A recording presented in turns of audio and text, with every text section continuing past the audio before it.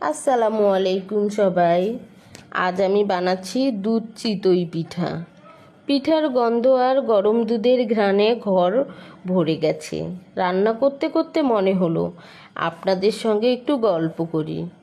জীবনটা আসলে এক অদ্ভুত পরীক্ষা।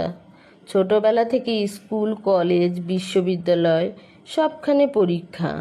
ভেবেছিলাম একদিন শেষ হবে, কিন্তু সংসার জীবন শুরু হতেই নতুন পরীক্ষা। কখনো কখনো মনে হয় আর পারবো তো?